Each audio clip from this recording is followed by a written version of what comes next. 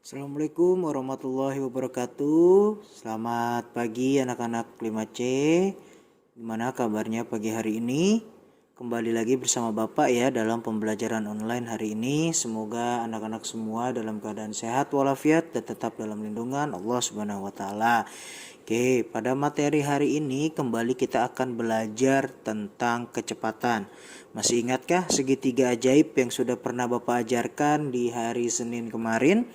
Bapak ingatkan kembali. Jadi, segitiga ajaib ini memudahkan kita untuk mendapatkan rumus atau menghitung soal-soal yang ada kaitannya tentang kecepatan.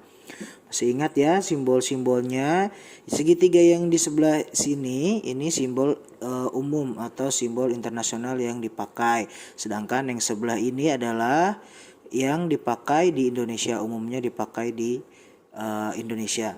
Kalau ini satuan internasional dan ini adalah untuk memudahkan anak-anak saja menghafal rumusnya. Oke, Bapak bahas lagi. S V kali T rumusnya. Ini di mana S adalah jarak, V itu kecepatan, dan T itu adalah waktu. Di sini pun sama, J itu jarak, K kecepatan, dan waktu. Bagaimana menghitungnya, masih ingat kan? Ya, jika anak-anak menemukan soal cerita mengenai kecepatan, maka dilihat pertanyaannya apa. Jika dia menanyakan kecepatan, maka kecepatannya kita tutup.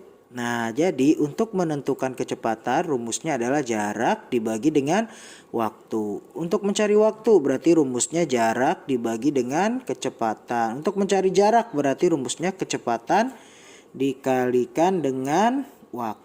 Seperti itu anak-anak ya. Supaya lebih paham kita langsung saja ke soal nih. Kemarin sudah pernah Bapak contohkan satu ya.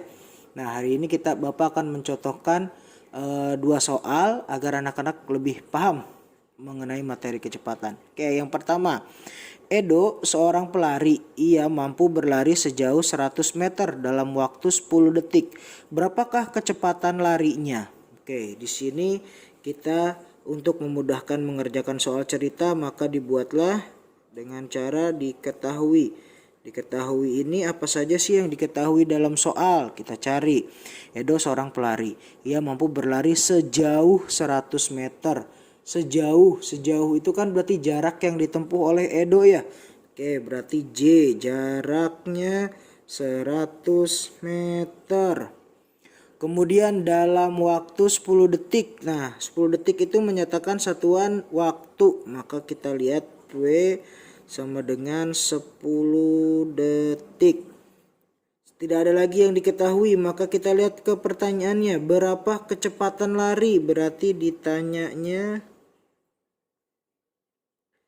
K, kecepatan sama dengan tanda tanya. Jawab. Oke, kita jawab. Mencari kecepatan, maka kecepatannya kita tutup. Nah, diperoleh berarti rumus jarak dibagi dengan waktu. Oke, kita tulis kecepatan sama dengan rumusnya jarak dibagi dengan waktu. Kita masukkan angkanya, jaraknya 100 meter. Waktunya 10 detik. Kita hitung, ini boleh dicoret 1 ya, di sini juga 1. Jadi 10 dibagi 1 sama dengan 10. Satuannya jangan lupa di sini meter, di sini detik, maka jadi meter per detik. Beda lagi anak-anak kalau dalam soal anak-anak diminta mengubah ke kilometer per jam, maka ini harus diubah ke kilometer per jam. Bagaimana Pak contoh soal yang seperti itu? Baik, Bapak akan menjelaskan contoh soal yang harus mengubah satuannya. Oke anak-anak, kita lanjut ke contoh soal yang kedua. Nah, di sini ada sedikit perbedaan. Bagaimana mengerjakannya? Oke, sebuah kereta api selama 6 menit dapat menempuh jarak 12 km.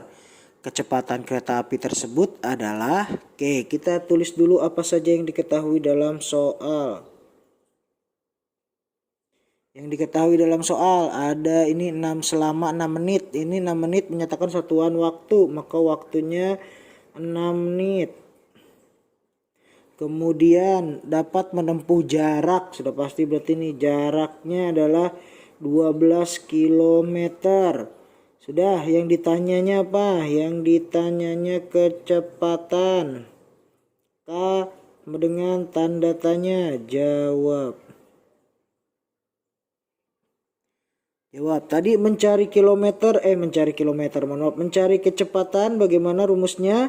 Jarak dibagi dengan waktu. Kalau yang masih lupa bisa lihat segitiga ajaibnya supaya lebih ingat lagi. Jaraknya berapa? 12. Waktunya 6. Berarti 12 dibagi 6 sama dengan 2. Lihat satuannya kilometer dan menit, maka 2 kilometer per menit. Tapi lihat anak-anak, ada yang harus diminta, ada yang harus diubah. Maaf, di sini ada kilometer per jam. Lihat, dalam soal meminta satuannya dalam bentuk kilometer per jam, maka harus kita ubah. Tadi jawabannya 2 kilometer per menit. Nyampe sini belum selesai, masih harus kita ubah terlebih dahulu menjadi titik-titik kilometer per jam. Berarti apa yang diubah? Ini 2 kilometer tetap, berarti di sini tulis angka 2. Per, lihat, menit ke jam. Menit ke jam, 1 menit sama dengan 1 per 60 ya anak-anak. 1 menit sama dengan 1 per 60 jam. Karena kebalik, menit ke jam. Kalau jam ke menit baru 1 jam adalah 60 menit. Tapi kalau menit ke jam artinya per 60. Jadi misalkan kalau ada 2 menit ya 2 per 60 kalau mau diubah ke bentuk jam. Kalau di sini kan artinya 1 menit, maka diubahnya menjadi 1 per 60. Kita tulis di sini 1 bagi 60 bisa juga. Kita tulis ke samping agar anak-anak lebih memahaminya. 2 dibagi 1 per 60. Nah, tinggal pembagian pecahan. Pembagian pecahan seperti apa?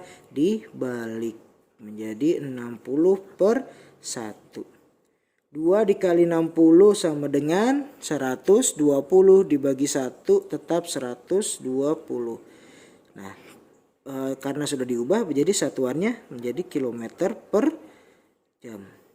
Nah, jadi anak-anak kalau menemukan soal yang beda penyebutnya, padahal di sini kan kilometer serta menit, tapi dalam soal diminta menjadi kilometer per jam, maka anak-anak harus perhatikan, anak-anak harus teliti. Dilihat dalam soal dipintanya satuannya apa. Ketika satuannya berbeda, maka harus kita ubah terlebih dahulu. Setelah mendapatkan hasil, langsung kita ubah ke konversi satuan kecepatan yang materinya kemarin sudah Bapak ajarkan. Seperti itu ya anak-anak. Mungkin 2 contoh Bapak rasa sudah cukup. Anak-anak nanti tinggal mengerjakan tugasnya. Oke, nanti kerjakan, nanti Bapak kirim tugasnya di WA Group. Oke, terima kasih anak-anak, tetap semangat. Assalamualaikum warahmatullahi wabarakatuh.